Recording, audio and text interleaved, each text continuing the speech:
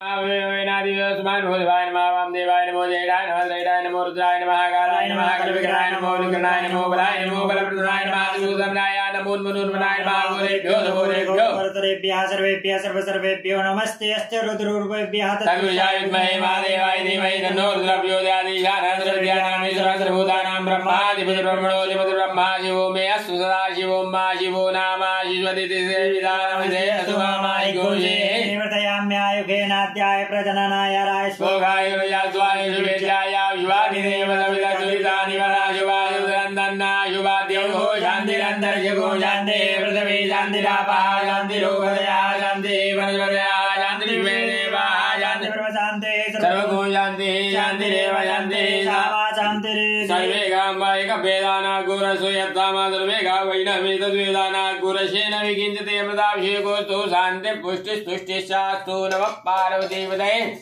हर हर महादेव। ओम नमो गुदे रुद्राय अर्धयाय नमः गुदे रुद्राय श्री स्वाहा गुदे रुद्राय अधिकाय विड़ा गुदे रुद्राय उपजाय ओम नमो गुदे रुद्राय निद्राय विड़ा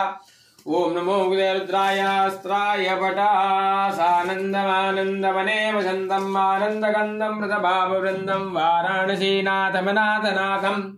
श्री विश्वनाथं शरणं प्रपद्ये।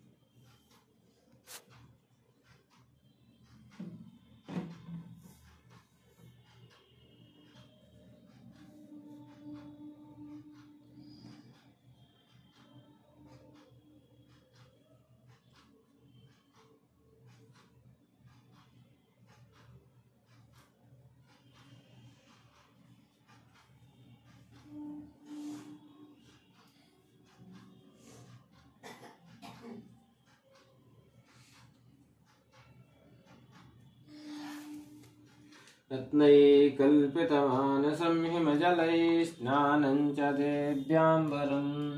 नानारत्नविभूषितं मृगमदामोदाङ्कितं चन्दनं जाति चम्पकबिल्वपत्ररचितं पुष्पं च धूपं तथा दीपं देवदया निधे पशुपतेरत्कल्पितं गृह्यताम् सौवर्णेन नवरत्नखण्डरचिते पात्रे घृतं पायसं भक्ष्यं पञ्चविधं पयोदधियुतं रम्भाफलं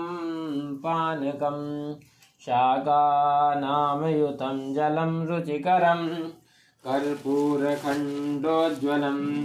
ताम्बूलं मनसा मया विरचितं भक्त्या प्रभु स्वीकुरु छत्रं चामर्योर्युगं व्यजनकं चादर्शकं निर्मलं